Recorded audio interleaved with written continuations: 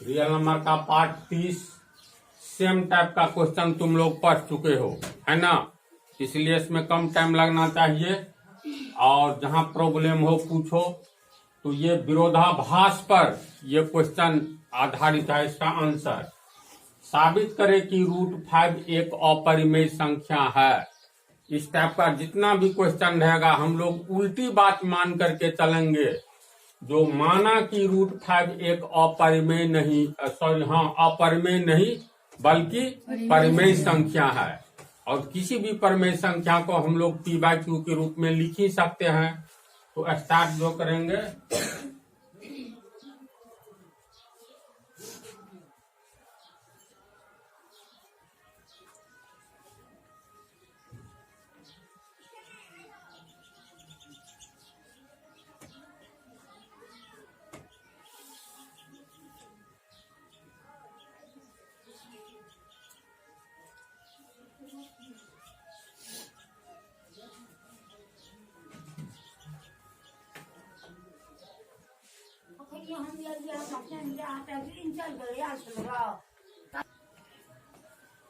इतनी बात को लिखेंगे शुरू में। माना कि √5 एक अपरिमेय नहीं बल्कि परिमेय संख्या है। इसलिए किसी भी परिमेय संख्या को हम लोग P/Q के रूप में लिख सकते हैं। तो इसको लिख सकते हैं, इसलिए √5 बराबर P/Q। ये बात अनिवार्य रूप से लिखना है जहां Q is not equal to 0, यानी 0 के बराबर Q कभी नहीं होगा। अब ये P/Q को अगर सहअभाज्य संख्या को प्राइम नंबर के रूप में है तो कोई बात नहीं। लेकिन मान लो कोई जरूरी नहीं है ये को प्राइम नंबर के रूप में ही हो, कोई जरूरी है ये 3/5 के रूप में ही P/Q हो। तो इसी बात की संभावना को समाप्त करने के लिए इसे हम लोग सहअभाज्य संख्या को प्राइम नंबर में बदल देंगे। तो मान लो P/Q को सहअभाज्य संख्या का अर्थ मालूम है ना, जिसके ऊपर और नीचे अंश अथवा अंश एवं हर में एक के अलावा कोई दूसरा अभाज्य गुणनखंड नहीं हो या कॉमन अंक नहीं हो। तो P/Q को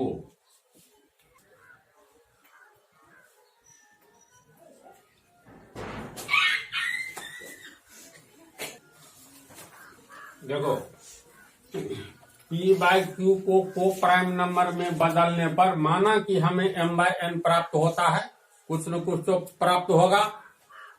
तो √5 बराबर P/Q ये है। अब P/Q को बदल दिए और सहअभाज्य में तो m/n प्राप्त हुआ। तो इसका अर्थ ये हुआ m/n में एक के अलावा कोई दूसरा कॉमन अंक नहीं है, क्योंकि वो कट चुका है ना। तो ये हो गया तुमको को प्राइम नंबर m/n। m/n बराबर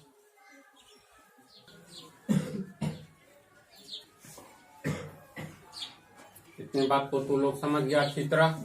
कैसे विधिवत लिखेंगे मैथमेटिकली क्रम से, ताकि आने वाले समय में कोई प्रॉब्लम नहीं हो। इसी ढंग से इस टाइप का सब लिखा जाएगा। इसके बाद बोलो कौन सा कदम उठाएंगे। क्योंकि √5 बराबर m/n हुआ है ना,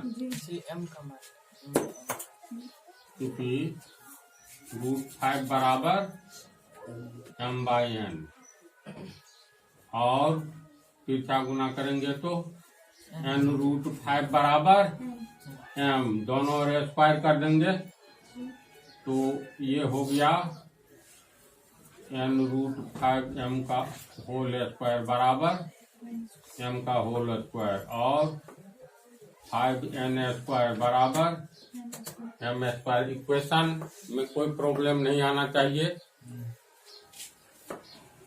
इसलिए n स्क्वायर बराबर m² बटा 5।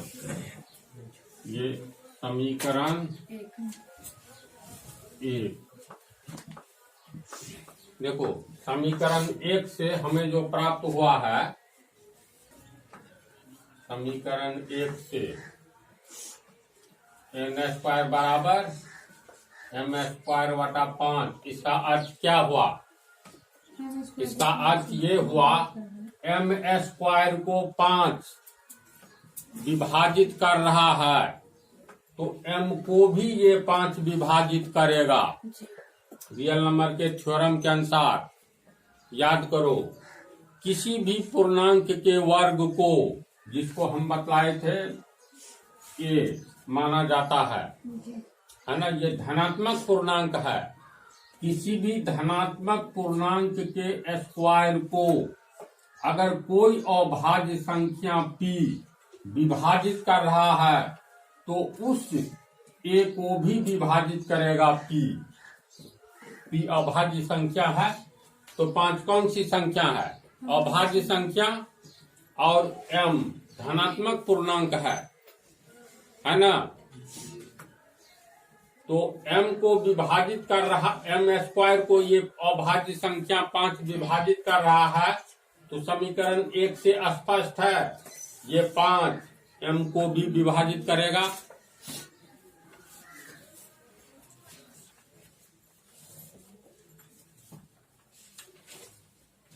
है ना ऐसी बात? तो 5 m को विभाजित करेगा तो इसका अर्थ हुआ m के अभाज्य गुणनखंड में ये 5 है, क्योंकि कोई भी पूर्णांक अपने ही अभाज्य गुणनखंड से पूर्ण रूप से विभाजित होता है। क्योंकि m 5 से विभाजित हो रहा है इसीलिए m के अभाज्य गुणनखंड में ये 5 है ना। तो हम लोग लिख सकते हैं 5m को भी विभाजित करेगा, अतः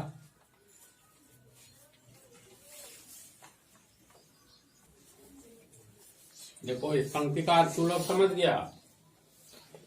m का 1 के अलावा जिस संख्या को कोई संख्या नहीं विभाजित करे उसे 1 तो विभाजित करेगा ही। तो m के अभाज्य गुणनखंड में 1 के अलावा हमें एक दूसरा अभाज्य गुणनखंड 5 के रूप में प्राप्त हो रहा है। क्योंकि 5 m² को विभाजित कर रहा है तो 5 m को भी विभाजित करेगा। इसीलिए 5 m के अभाज्य गुणनखंड में 1 के अलावा एक दूसरा गुणनखंड है ना इसी बात? तो समझ रही हो? तो यही पंक्ति लिखे हैं, अतः m का 1 के अलावा कम से कम 5 के रूप में भी एक दूसरा अभाज्य गुणनखंड है। स्थिति 1 माने इसको। यहाँ तक तो लोग उतारो। तो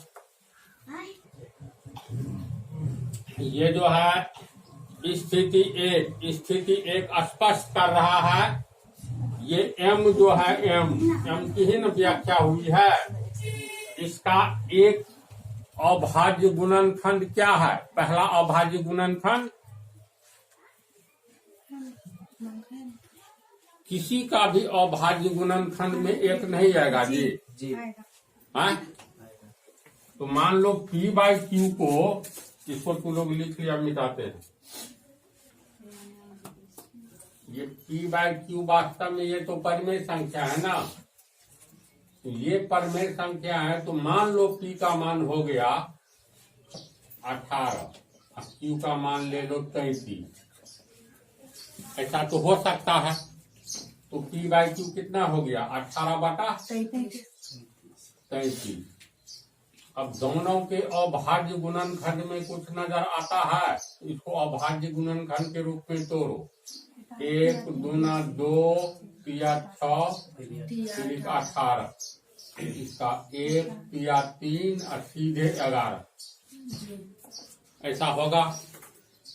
तो ये p अर्थात 18 के अभाज्य गुणनखंड में और q अर्थात 33 के अभाज्य गुणनखंड में, दोनों के अभाज्य गुणनखंड में कॉमन अंक देखो क्या क्या है? 1 है। दूसरा 3, 1 और 3 दो ही है, तो ये हो गया 1 और 3। तो इस P/Q अर्थात 18/33 को हम लोग को प्राइम नंबर में जब बदलेंगे अर्थात सह अभाज्य संख्या में बदलेंगे, तो सह अभाज्य संख्या की परिभाषा के अनुसार हम लोग किस संख्या को प्राइम नंबर या सह अभाज्य संख्या कहते हैं? तो उस संख्या को कहते हैं जिसके, जैसे A/B को कहते हैं, तो A/B को हम लोग को प्राइम नंबर कहते हैं। सह अभाज्य संख्या इसलिए कहते हैं क्योंकि दोनों के अभाज्य गुणनखंड में एक के अलावा कोई दूसरा गुणनखंड नहीं आना चाहिए। जैसे इसका A बराबर मान लो तुमको 2, या चलो 20 मान लेते हैं, और B बराबर मान लेते हैं 19। ये दोनों के अभाज्य गुणन दोनों काट रहा है? नहीं काट रहा है। इसलिए नहीं काट रहा है, दोनों के अभाज्य गुणनखंड में कोई कॉमन अंक ही नहीं है। जैसे 20 का क्या होगा? 1 दूनी 2 दूनी 4 5 20। 19 का 1 दूनी 19। देखो तो एक को छोड़कर कोई अभाज्य गुणनखंड कॉमन है? नहीं है। तो जब A/B के रूप में कोई संख्या हो और A एवं B के अभाज्य गुणनखंड में कोई एक के अलावा कोई कॉमन अंक नहीं हो, तो ऐसी संख्या को को प्राइम नंबर सह अभाज्य संख्या कहते हैं। समझ गया?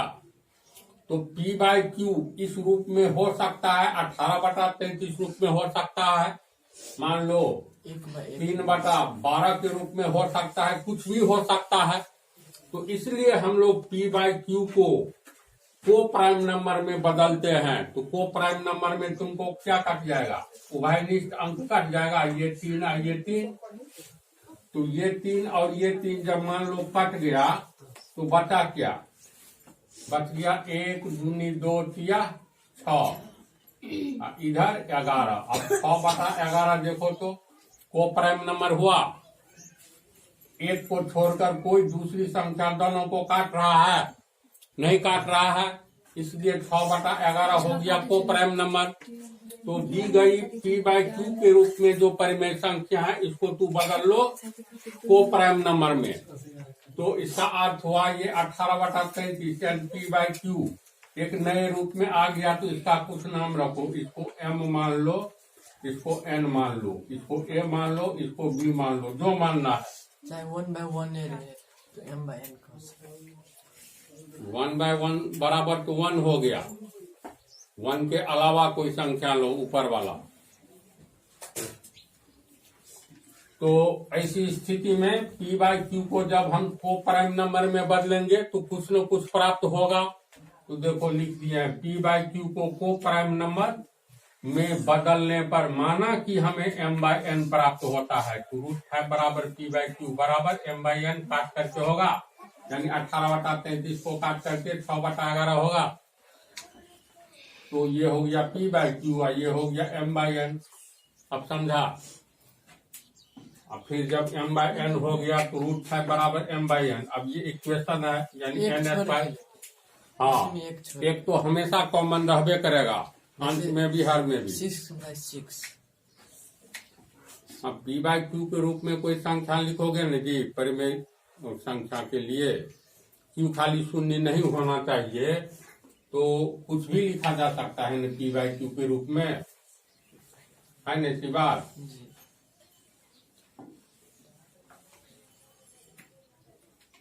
तो यहाँ पर जो हम लोग साबित कर रहे हैं, तो पहली स्थिति में क्या प्राप्त हुआ? M के अलावा, M का 1 के अलावा कम से कम 5 के रूप में एक दूसरा अभाज्य गुणनखंड है इस M में।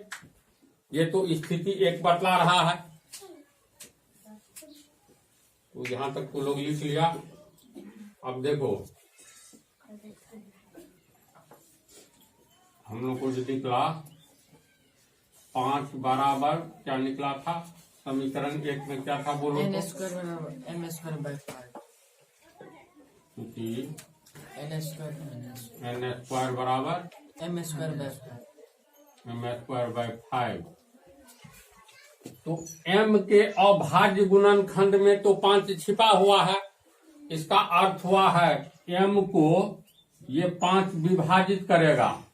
m का मान लो 20 है मान, तो इसका मतलब ये 5 विभाजित करेगा तो 4 आएगा न जी।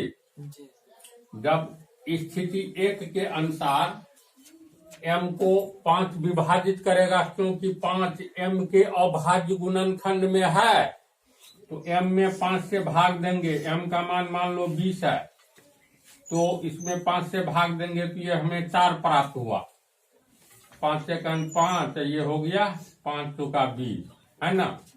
4 के रूप में प्राप्त हुआ। उस संख्या को एक नया नाम दे दो, मान लो c दे देते हैं। m में 5 से भाग देने पर जो कुछ न कुछ संख्या प्राप्त होगा तो उसका नाम हम लोग c दे देते हैं। ऐसा तो कर सकते हैं। तो लिखेंगे क्योंकि m को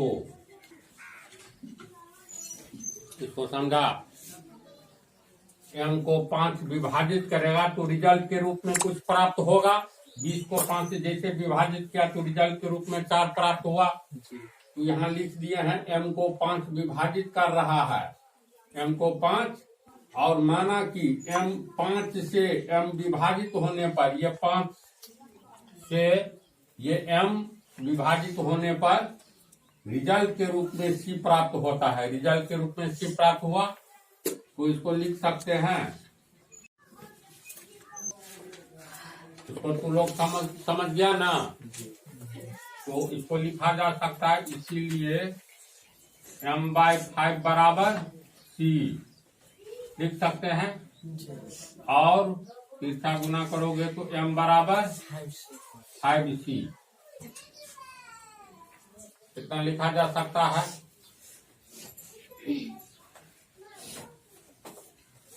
देखो चूंकि m बराबर 5c हुआ ना जी इसको समीकरण हम लोग नहीं माने हैं।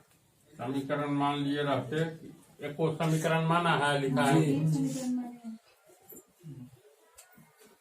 क्या है समीकरण बोलो तो। एन स्क्वायर बराबर एम स्क्वायर बाय 5। अच्छा इसको हटाओ। देखो m बराबर 5c हुआ यहाँ, तो प्रारंभिक चरण में √5 बराबर m/n है, तो लिख देते हैं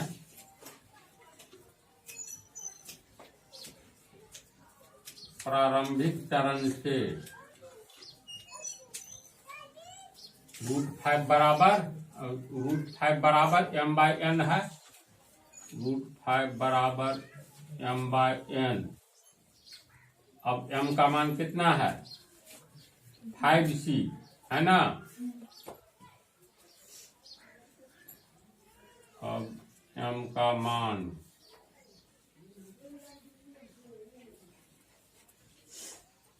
रखने पर इसको समीकरण 2 मान लो। का मान समीकरण 2 में रखने पर, तो समीकरण 2 में m का मान रखेंगे तो लिख सकते हैं √5 बराबर m बराबर 5c, तो 5c बटा n। बोलो तो लोग समझ रहा है।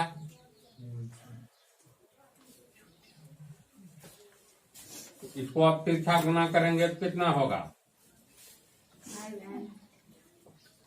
n√5 बराबर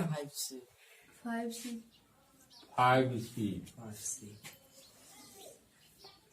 बराबर के पहले भी स्क्वायर करो, आगे भी कर दो, तो कितना हो जाएगा √5 का स्क्वायर 5n² होगा। 5n² बराबर 25c² और 5 25c²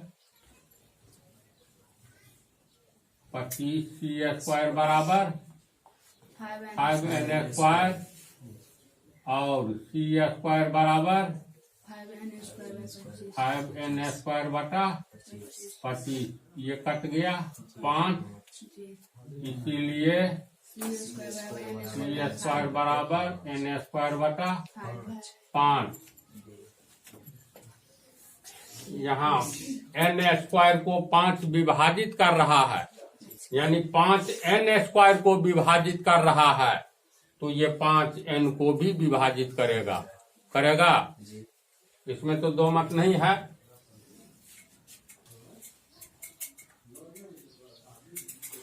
तो इसको हम लोग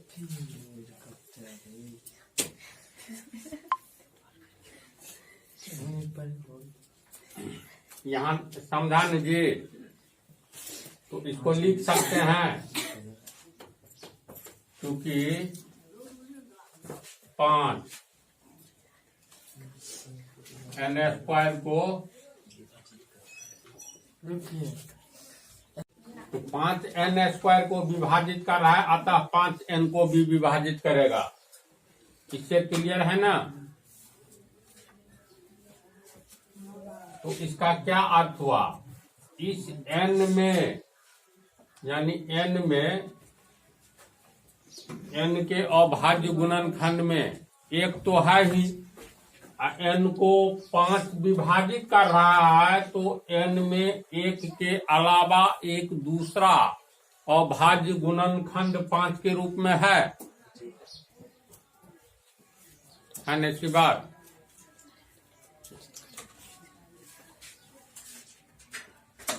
जैसे 10, इसमें 10 नहीं, मान लो 5 ही, 5 का अभाज्य गुणनखंड 1 गुने 5, तो 5 के अभाज्य गुणनखंड में 1 के अलावा 5 तो है ही, है न जी? तो अगर हम कहेंगे 15, 1 गुने 5 गुने 3, 15 के अभाज्य गुणनखंड में 1 के अलावा 5 भी है और 3 भी है।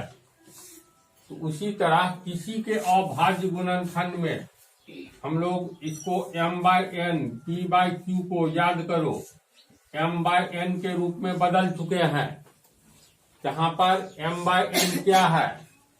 को प्राइम नंबर है। हम लोग अभी जो मान करके चल रहे हैं, हिसाब बनाते जा रहे हैं, उसके अनुसार n को 5 विभाजित कर रहा है, इसीलिए n को भी 5 विभाजित करेगा। इसका मतलब n के अभाज्य गुणनखंड में ये 5 है। यही बात न लिखे हैं, 5 n² को विभाजित कर रहा है, ये 5, अतः 5 n को भी विभाजित करेगा। इसलिए n के अभाज्य गुणनखंड में 1 के अलावा एक दूसरी संख्या 5 भी है इसी बात?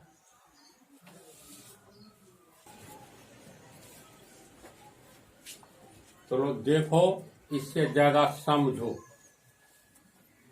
n के अभाज्य गुणनखंड में 1 के अलावा एक दूसरा अभाज्य गुणनखंड 5 के रूप में है ना? स्थिति 2। अब देखो, स्थिति 1 और स्थिति 2 किस बात की व्याख्या कर रहा है? यह है स्थिति 1, यह है स्थिति 2। दोनों स्थिति को देखो, याद रखो, हम लोग p/q को प्राइम नंबर अर्थात सह अभाज्य संख्या में बदल चुके हैं m/n के रूप में। अब इसमें 1 के अलावा कोई दूसरा अंक उभयनिष्ठ नहीं है, जो था इसको काट करके फाइनली लिख लेते हैं इस रूप में। लेकिन स्थिति 1 क्या बतला रहा है? स्थिति 1 बतलाता है m का 1 के अलावा कम से कम 5 के रूप में भी एक दूसरा अभाज्य गुणनखंड है। यानी स्थिति 1 स्पष्ट करता है, ये हिसाब जो बनाते गए हैं, इस m में 1 के अलावा एक दूसरा अभाज्य गुणनखंड 5 भी है। जबकि हम लोग p/q को m/n में असहभाज्य संख्या में बदल चुके हैं, जिसमें एक के अलावा कोई दूसरा गुणनखंड नहीं रहने दिया है। लेकिन स्थिति एक बतला रहा है नहीं, m में एक है 5 के रूप में। दूसरा स्थिति 2 क्या बतला रहा है? स्थिति 2 बतला रहा है n के अभाज्य गुणनखंड में एक के अलावा एक दूसरा अभाज्य गुणनखंड 5 के रूप में है। यानी इन दोनों में m और n में एक को छोड़कर एक दूसरा 5 के रूप में भी अभाज्य गुणनखंड छिपा हुआ है अभी। यानी फिर ये कटेगा, जबकि ये दोनों अकाट्य संख्या बन गया है, एक से ही कटेगा, है ना। मान लो p का मान हम लोग मान लेते हैं ये 12 है और q का मान 15 है, तो अभाज्य संख्या में ये p/q के रूप में है। इसको अभाज्य संख्या में कैसे बनाओगे? एक तो पहला तरीका है सीधे काट दो, 12/15 को किससे 3 से कटेगा, 3 का 12, ये 3 से 5, अब हो गया 4/5। देखो तो एक को छोड़कर कोई दूसरा गुणनखंड रहता तो कट नहीं जाता, अब ये 4/5 कटेगा नहीं कटेगा।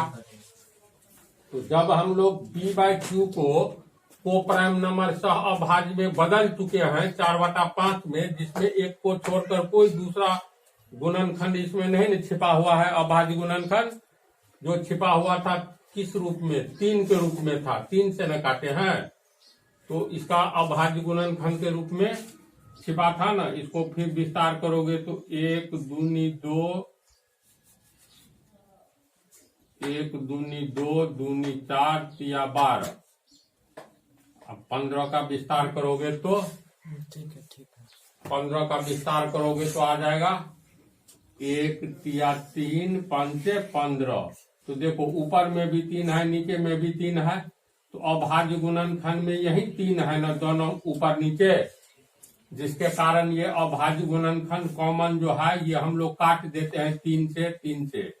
तो 2 दूनी 4 और 1 पंचे 5, 4/5। अब इसमें काटो तो किसी संख्या से कटेगा, 1 से कटेगा, तो 1 से तो सब कुछ कटता ही रह जाएगा असंख्य बार। तो जब इसको हम लोग को प्राइम नंबर में बदल लिए हैं और फिर इस हिसाब को मान करके आगे चल रहे हैं, बनाने पर पहला रिजल्ट आया, पहली स्थिति। तू बैठो इधर, रोशनी कम आती है, तू लोग थोड़ा इधर हो जाओ तो, लाइन कट चुका है, इधर हो जाओ तो, ब्रेस तू भी उठ जाओ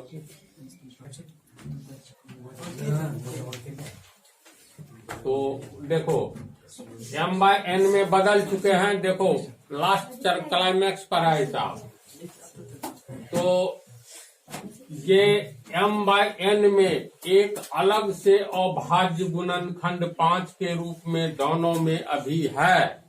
स्थिति 1 और स्थिति 2 से यह बात स्पष्ट हो गया है कि m के अभाज्य गुणनखंड में 1 के अलावा 5 है, n के अभाज्य गुणनखंड में 1 के अलावा 5 है, यानी ये फिर कटेगा। और जबकि ऐसा चूंकि शुरू में m/n हम लोग असहभाज्य संख्या के रूप में प्राप्त कर लिए हैं, तो ये जो जब प्राप्त कर लिए हैं तब यह पहली स्थिति और दूसरी स्थिति गलत है। अगर ये दोनों गलत है तब ये सही है, लेकिन ये तो गलत नहीं है, ये साबित हुआ है। स्थिति 1 और 2 साबित करता है, तो m/n में एक को छोड़कर एक दूसरा अभाज्य गुणनखंड p/q, ये दूसरा अभाज्य गुणनखंड 5 के रूप में छिपा हुआ है। तो ये जो विरोध पूर्ण बात, ये विरोध वाली बात जो पैदा होती है, इधर इसको हम लोग को प्राइम नंबर बना लिए, इधर साबित हो रहा है नहीं ये को प्राइम नंबर नहीं है। तो यह गलत आंसर क्यों हम लोग को आ रहा है? इसलिए आ रहा है क्योंकि शुरू में ही हमने माना कि √5 एक अपरिमेय नहीं बल्कि परिमेय संख्या है। शुरू में ही हम लोग मानने में गलती कर दी है, हम लोगों की मान्यता ही गलत है, मानना ही गलत है कि √5 एक अपरिमेय नहीं बल्कि परिमेय संख्या है। इसलिए हम लोग गलत माने हैं, इसलिए हम लोग को गलत रिजल्ट आया है। जब को प्राइम नंबर बन चुका है तो दोबारा ये इसको नहीं बनाया जा सकता है, नहीं ना। 4/5 को पुनः को प्राइम नंबर बना सकते हो, नहीं ना। तो इसलिए √5 परमेय संख्या नहीं, जो हमने माना है वह परमेय संख्या नहीं है, बल्कि परमेय संख्या नहीं है तो अपरमेय संख्या है, प्रूव्ड। तो तू लोग जो है पहले कैसे कैसे उतारोगे, यहाँ तक तो उतारो, अंतिम तर्क वाला बात लिख देते हैं। ये उतार चुकी है तू लोग, रुको गड़बड़ हो जाएगा।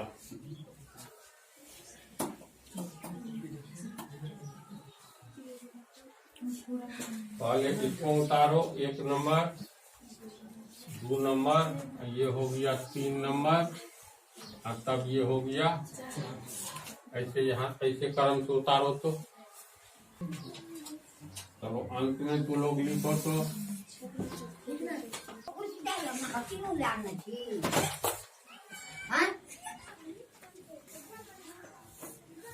वही लिखे हैं। स्थिति 1 और 2 इस बात का प्रूफ है कि m/n एक को प्राइम नंबर नहीं है, जबकि p/q को हम को प्राइम नंबर में बदल चुके हैं। यह विरोध इसलिए पैदा होता है क्योंकि हमने √5 को एक परमेय संख्या मान लिए हैं, अतः √5 एक परमेय नहीं बल्कि अपरमेय संख्या है। तो लिख लो इसको।